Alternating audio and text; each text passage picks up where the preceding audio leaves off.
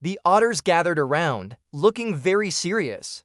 "All right, Pip," one of them said, pointing a stern flipper. "Lesson 1 for surviving the rapids. Don't scream." Pip nodded bravely, took a deep breath, and immediately let out a blood-curdling, ah.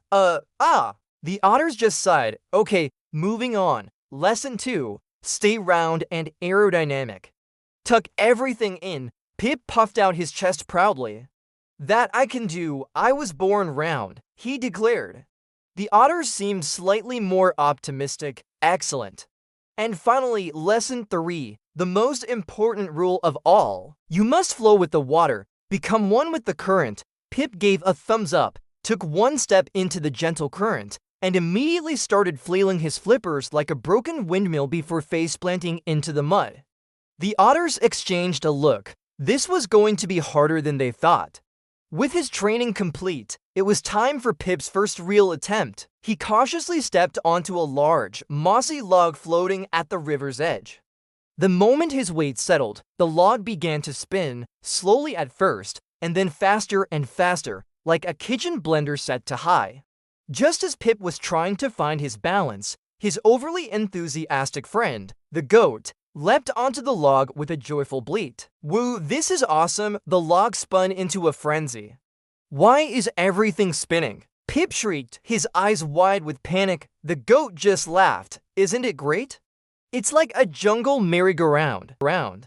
The world became a blur of green and brown as they spun out of control and were launched into the heart of the rapids. The river instantly became a chaotic mess of swirling whirlpools, foamy white water, and sharp, jagged rocks.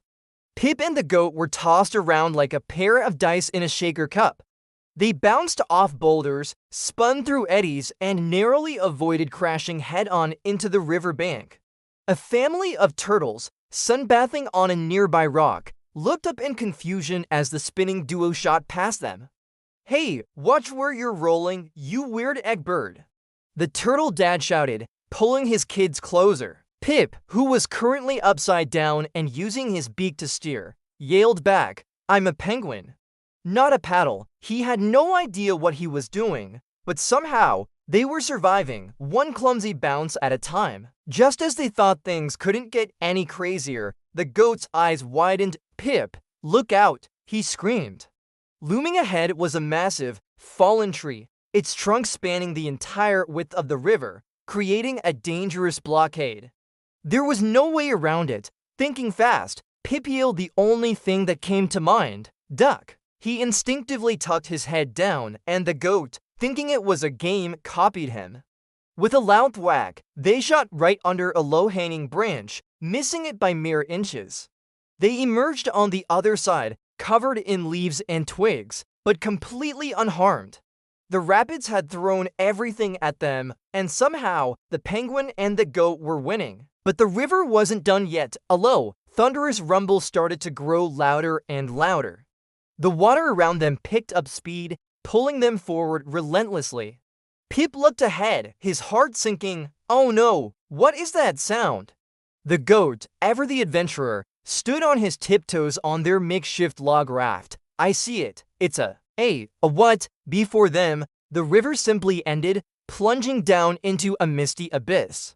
It was a massive, roaring waterfall. Time for round 2. The goat cheered, completely unfazed. Pip could only let out another terrified scream. They were swept over the edge, spinning dramatically into the open air. Everything went into slow motion. Pip flapped his flippers uselessly. The goat did a mid-air backflip, and the world spun in a dizzying, dramatic ballet of cartoon physics. The sound of the waterfall faded, replaced by the faint thumping of jungle drums as they plunged downwards. Pip was sure this was the end. He squeezed his eyes shut. I think I saw the afterlife," he whispered. Splash! They landed safely in a calm, serene pool at the bottom. The goat shook the water from his ears. "And what was it like?" Pip opened one eye. It was mostly grass. The chaos was over. The water in the hidden lagoon was still and clear, and the air was filled with the soft glow of 1,000 fireflies. As Pip and the goat caught their breath, a figure emerged from the shadows of the misty shore. It was an old, regal-looking otter with a long white beard and a wise look in his eyes. He glided through the water towards them. "You have survived the rapids of doom and mild inconvenience," the Elder Otter said, his voice calm and deep. "You have proven your courage." Pip stared, speechless. The otter smiled. "Follow me. I will take you to the river of return." Pip's heart leapt. "Home? I can finally go home?" The goat bounced excitedly beside him. The adventure continues. Will Pip finally make it back to the ocean? Find out in the next episode. Thanks for watching, and don't forget to follow for more of Pip's adventures.